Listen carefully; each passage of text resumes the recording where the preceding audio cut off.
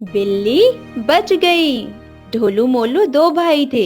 दोनों खूब खेलते पढ़ाई करते और कभी कभी खूब लड़ाई भी करते थे। एक दिन दोनों अपने घर के पीछे खेल रहे थे। वहाँ एक कमरे में बिल्ली के दो छोटे छोटे बच्चे थे। बिल्ली की माँ कहीं गई हुई थी। दोनों बच्चे अकेले थे। उन्हें भूख लगी हुई थी, इसीलिए वह खूब रो रहे थे। ढोलू मोलू ने दोनों बिल्ली के बच्चों की आवाज सुनी और अपने दादाजी को बुला कर लाए। दादाजी ने देखा दोनों बिल्ली के बच्चे भूखे थे। दादाजी ने उन दोनों बिल्ली के बच्चों को खाना खिलाया और एक एक कटोरी दूध पिलाया। अब बिल्ली की भूख शांत हो गई। वह दोनों आपस में खेलने लगे। इसे देखकर ढोलू मोलू बोले, बिल्ली बच गई। दादाजी ने ढोलू मोलू को शाबाशी दी। नैतिक शिक्षा, दूसरों की भलाई करने से खुशी मिलती है। रितेश के तीन खरगोश राजा। रितेश कक्षा तीसरी में पढ़ता था। उसके पास तीन छोटे छोटे प्यारे खरगोश थे। रितेश अपने खरगोश को बहुत प्यार करता था।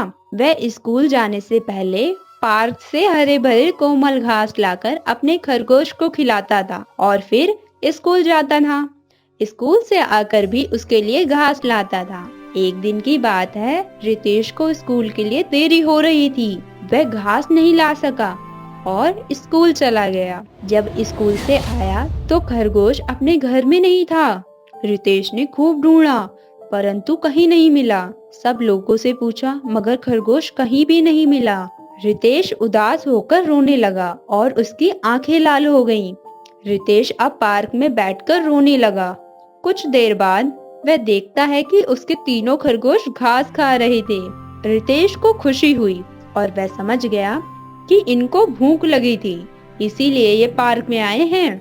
मुझे भूख लगती है तो मैं माँ से खाना मांग लेता हूँ, पर इनकी तो माँ भी नहीं है। उसे दुख भी हुआ और खरगोश के मिलने की खुशी भी हुई। नैतिक शिक्षा, जो दूसरों की दर्द को समझता है उसे दुख छू भी नहीं पाता। चार मोमबत्तियां। रात का समय था। चारों ओर घुप अंधेरा छाया हुआ था। केवल एक ही कमरा प्रकाशित था। वहाँ चार मोमबत्तियां जल रही थीं। चारों मोमबत्तियां एकांत देख आपस में बातें करने लगी। पहली मोमबत्ती बोली, मैं शांति हूँ। जब मैं इस दुनिया को देखती हूँ तो बहुत दुखी होती हूँ। चारों ओर आपाधापी, लूट खसोट और हिंसा का बोलबाला है। ऐसे में यहाँ रहना बहुत मुश्किल है। मैं अब यहाँ और नहीं रह सकती। इतना कहकर मोमबत्ती बुझ गई। दूसरी मोमबत्ती भी अपने मन की बात कहने लगी। मैं विश्वास हूँ। मुझे लगता है कि झूठ, धोखा, फरेब, ईमानदारी, बेईमानी मेरा वजूद खत्म करते जा रही हैं। ये जगह अब मेरे लायक नहीं रही। मैं भी जा रही हूँ। इतना कहकर दूसरी मोमबत्ती भी बुझ गई। तीसरी मोमबत्ती भी दुखी थी। वह बोली, मैं प्रेम हूँ। मैं हर किसी के लिए हर पल जल सकती हूँ, लेकिन अब किसी के पास मेरे लिए वक्त नहीं बचा।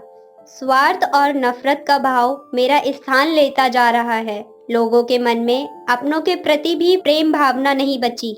अब ये सहना मेरे बस की बात नहीं। मेरे लिए जाना ही ठीक होगा। इतना कहकर तीसरी मोमबत्ती भी बुझ गई। तीसरी बत्ती बुझी ही थी कि कमरे में बालक ने प्रवेश किया। मोमबत्तियों को बुझा हुआ देख उसे बहुत दुख हुआ। उसकी आंखों से आंसू बहने लगे।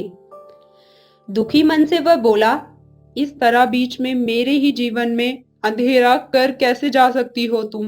तुम्हें तो अंत तक पूरा जलना था, लेकिन तुमने मेरा साथ छोड़ दिया। अब मैं क्या करूँगा? बालक की बात सुन चौथी मोमबत्ती बोली, घबराओ नहीं बालक, मैं आशा हूँ और मैं तुम्हारे साथ। जब तक मैं जल रही हूँ तुम मेरी लौ से दूसरी मोमबत्तियों को जला सकते हो। चौथी मोमबत्ती की बात सुन बालक का ठासस बंध गया। उसने आशा के साथ शांति, विश्वास और प्रेम को पुनः प्रकाशित कर लिया। कहानी की सीख, जीवन में समय एक सा नहीं रहता। कभी उजाला रहता है तो कभी अंधेरा। जब जीवन में अंधकार आए, मन अशांत हो जाए, विश्वास डगमगाने लगे और दुनिया पराई लगने लगे, तब आशा का दीपक जला लेना। जब तक आशा का दीपक जलता रहेगा, जीवन में कभी अंधेरा नहीं हो सकता। आशा के बल पर जीवन में सब कुछ पाया जा सकता है, इसीलिए आशा का साथ कभी ना छोड़े।